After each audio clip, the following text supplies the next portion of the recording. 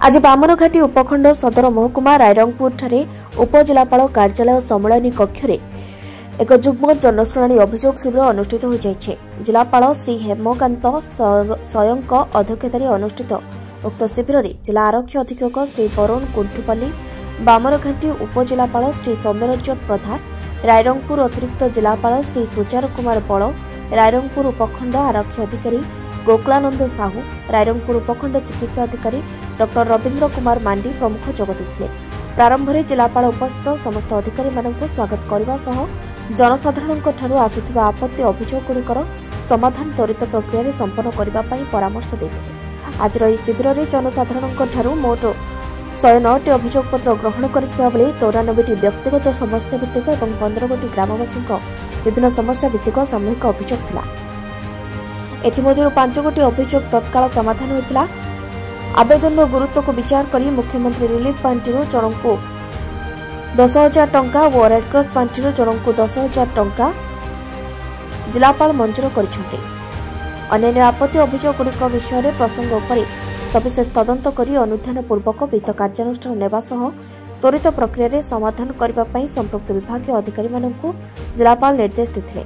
अनुष्ठित उक्त शिविर में बामनघाटी उपखंड अधीनस्थ समस्त उपखंड स्तरीय विभाग अधिकारी, रायरंगपुर पौरपालिकार कार्यनिर्वाही अधिकारी, गोष्ठी उन्नयन अधिकारी, तहसीलदार, गोष्ठी शिक्षा अधिकारी, विभिन्न लाइन विभाग अधिकारीगण उपस्थित थे। मो ना शीतल सोरेन, हरड़ा बीएसएस प्रेसिडेंट। जो आज आम जिलापाल को देखा करने जो फॉरेस्ट मनोरंजन महंत से 90,000 ऊर्ध्व टंका हड़प कर किंतु एमाने डीएफओ रेंजर एसे मैंने फॉरेस्ट 40% नौछंती बोले आमे जहा कॉल रेकॉर्ड आमे जानि पाइछु। तेणुकरी ताकू एवं जदि किछि ता ऊपर एक्शन न निया जाए ताहले आमे आगामी दिन रे दुर्नीति फॉरेस्ट मान को जदि कार्यान्वेषण करा जाऊ तेणुकरी आमे आशा करूछु यही दुर्नीति फॉरेस्ट को जब कार्यान्वेषण न करा जाए ताहले आगामी दिन में हमर जंगल तो जहाँ नष्ट हो जीवो एवं मुख्यमंत्री मध्य हमें ता पाखु द्वारस्थ होबो एटा हमें निश्चित हमें आशा करू। मो ना होछि बांजू मुर्मू, ग्राम होछि हरगड़ा, तेंड्रा पंचायत अंतर्गत सेटा जामदा सेक्शन रे अवस्थित।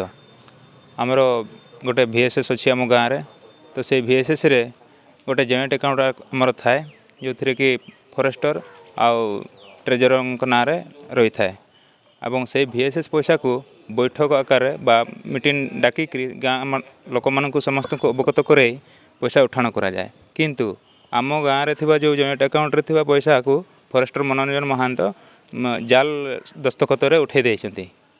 तेणु आमे आशा करूछु ए भड़िया करुथिबा सरकारी कर्मचारी दुर्नीति करुथिबा कर्मचारी मानक उपरे कार्यानुष्ठान निया जाओ। आज आम बाध्य होकर जिलापाल द्वारस्थ होइछु। तेणु ए बाबद आम अवगत करैछु, एप्लिकेशन देइछु, पिटिशन देइछु। तो यार जदि कौन पदक्षेप न निया जाए ताहले आगामी दिन में ए फॉरेस्ट डिपार्टमेंट थिबा गणेशराम खुंटिया को आम जनइबा बाध्य हेबु एवं मुख्यमंत्री पाखु भी खबर जनइबु बोलिकरी आम आशा करूछु। मयूरभंज रायरंगपुर रामेश्वर कुमार अग्रवाल का रिपोर्ट, गीतांजलि न्यूज।